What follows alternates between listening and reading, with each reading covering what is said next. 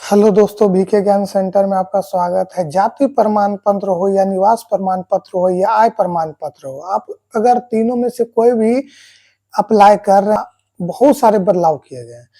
तो जो फॉर्म आपके भराए जाते थे, वो आप फॉर्म वैसे ही भरिएगा अपने मोबाइल फोन से भी और साइबर कैफे से भी। पर आपका जो आधार कार्ड के साथ है जो एक डॉक्यूमेंट और आपके लगने वाले हैं। तो क्या क्या डॉक्यूमेंट लगने वाले हैं, तो हम ये सिर्फ जाति प्रमाण पत्र बनाने के लिए जो भी डॉक्यूमेंट लगने वाले हैं पूरी डिटेल पूर्वक, आपको कहीं पे कोई दिक्कत नहीं होगी। अपने मोबाइल फोन से भी आप अप्लाई कर सकते हैं।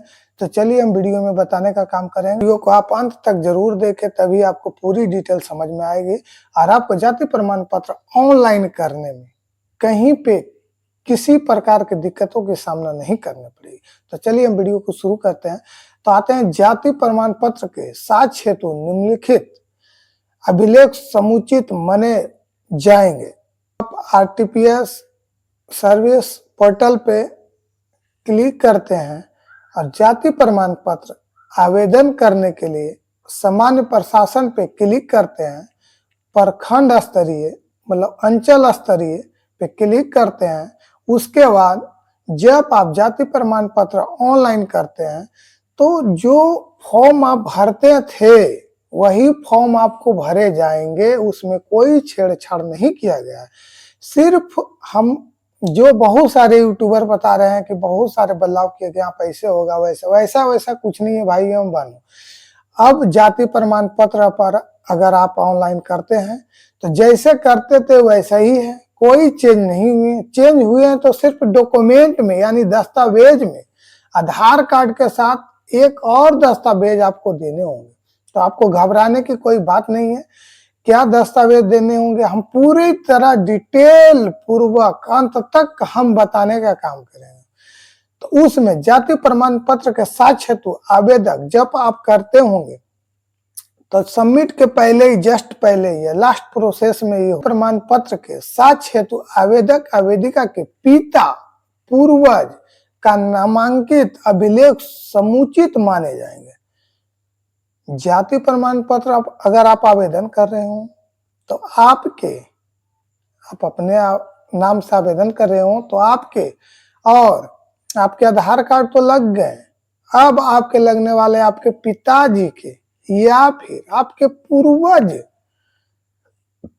के नाम से अभिलेख समुचित माने जाएंगे। इसका मतलब हुआ कि आपका तो आधार कार्ड लग ही गया एक दस्तावेज, अब एक और लगने वाले हैं जो आपके पिता हो, पिता के नाम से कोई जमीन हो या पिता के नाम से कोई दस्तावेज हो या फिर आपके पूर्वजों के नाम से कोई एविडेंस हो, वो भी आप दे सकते हैं।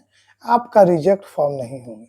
तो ये सारे में क्या क्या डॉक्यूमेंट लग सकते हैं आपके पिताजी का।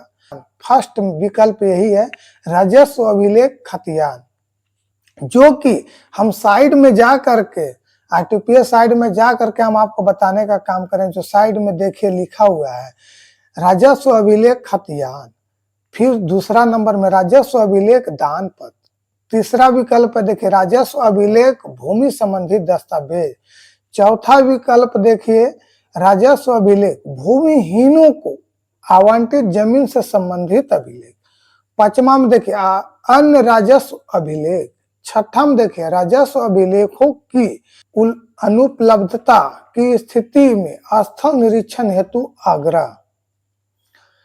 ऐसे में आपको नहीं समझ पाएंगे, पर हम आपको पूरी डिटेल में बताने का काम करेंगे। आप अपनी एक आधार कार्ड जो दस्तावेज है वो तो आपको लगेंगे ही लगेंगे। डॉक्यूमेंट में आपको एक डॉक्यूमेंट देना ही देना होगा। क्यों? क्योंकि ये स्टार मार्क है, बिना आप इसे भरे हुए आप आगे नहीं भर सकते हैं,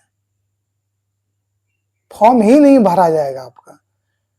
क्यों? क्योंकि यह स्टार मार्क है, आपको देना ही तो देना ही होगा। तो किसी में एक में आप क्लिक कीजिएगा और जिसमें क्लिक कीजिएगा वो डॉक्यूमेंट आपको लास्ट में जब आधार कार्ड आप अपलोड करते हैं उस टाइम आपको देना ही पड़ेगा। तो ये जो 6 डॉक्यूमेंट मांगे गए हैं हम पूरी तरह समझाने का काम करेंगे क्या क्या है यह मसला।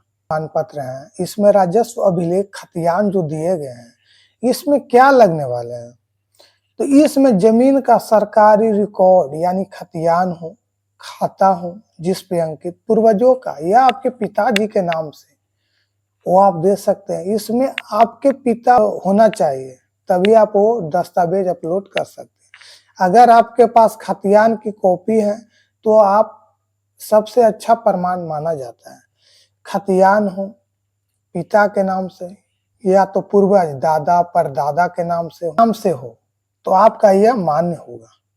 उसके बाद राजस्व अभिलेख दान पत्र, तो क्या होता है यह दान पत्र, तो अगर जमीन किसी ने दान में दी थी और उसका रजिस्टर कागज है तो वह दान पत्र कहलाता है। हम आपको बता देना चाहते हैं दान पत्र वही होता है जो जमीन आपके पूर्वजों को या तो दान में कोई दिए हों, उसके बाद रजिस्टर्ड कागज हो, जो दान में देते हैं उसका भी रजिस्टर्ड कागज होता है, वो हो पूर्वजों के नाम से हो, आपके पिता के नाम से हो या आपके नाम से हो तो आप कर सकते हैं। राजस्व अभिलेख भूमि संबंधी दस्तावेज क्या है, जमीन से जुड़े अन्य कागज जैसे रसीद हो गए हों, जो रसीद करते हैं, खसरा खतौनी हो यानी खतियान हो, उसी को कहते हैं। जमाबंदी हो, जो जमाबंदी अब नेट से निकाले जाते हैं, या नहीं आपको पता है तो आपके अपने पूर्वजों के नाम से जमाबंदी जा करके पंजी जमाबंदी पंजी निकाल ले, वो भी अपलोड आप कर सकते हो। या फिर शुद्धि पत्र हो वो भी आप निकाल सकते हैं।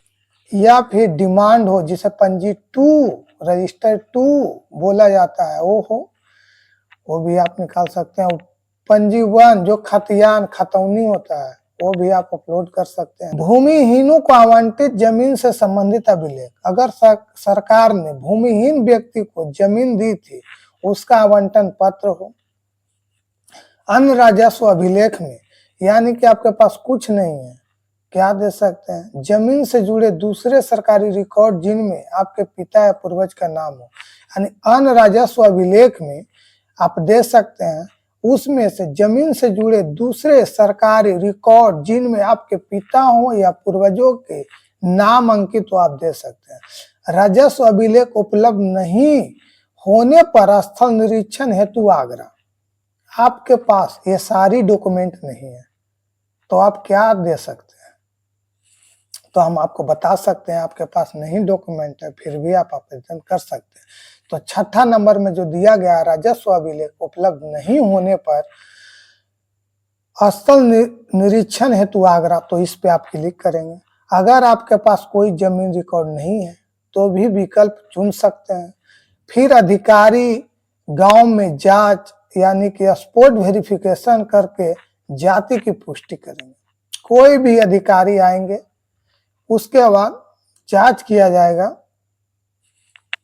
उसके बाद आपका जो है जाति प्रमाण पत्र निर्गत कर दी जाएगी।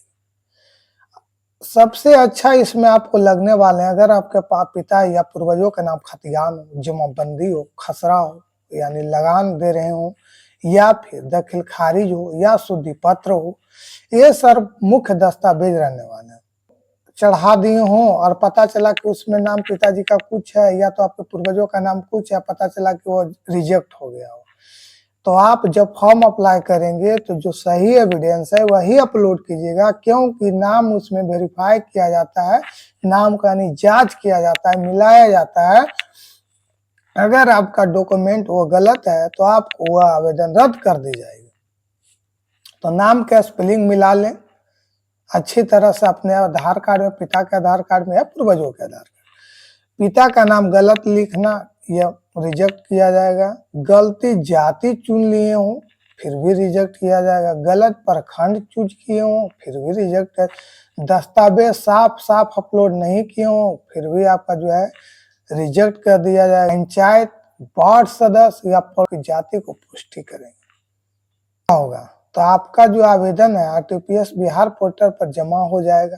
फिर राजस्व कर्मचारी हूँ, यह अभी अधिकारी सूचना नहीं दिया गया है, पर हमें अनुमानता लग रहा है कि राजस्व कर्मचारी हूँ, क्योंकि वही बता सकते हैं कि इनके पूर्वजों का जमीन था या फिर वार्ड हो, सरपंच हो, मुखिया हो, उनसे वेरीफाई किया जाएगा, या तो उनके पैड के जरिए या तो फिर किसी तरह से भी सेटिस्फाई होने के बाद ही आपका जाति प्रमाण पत्र निर्गत की जाएगी, बिना आपके डॉक्यूमेंट रहते हुए।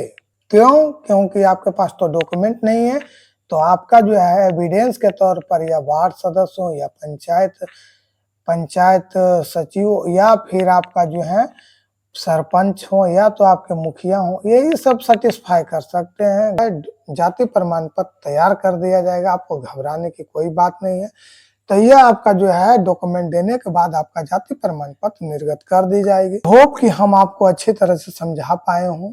तो आपका जाति प्रमाण पत्र इतना ही था। फिर निवास प्रमाण पत्र बनाने के लिए मेरे अगले वीडियो में जाकर के देखें निवास प्रमाण पत्र में क्या क्या दस्तावेज रहने को है, आय प्रमाण पत्र में जाकर के देखें कि क्या रहने को है। तो फिलहाल इस वीडियो में इतना ही, तक फिर मिलेंगे हम अगले वीडियो में। धन्यवाद।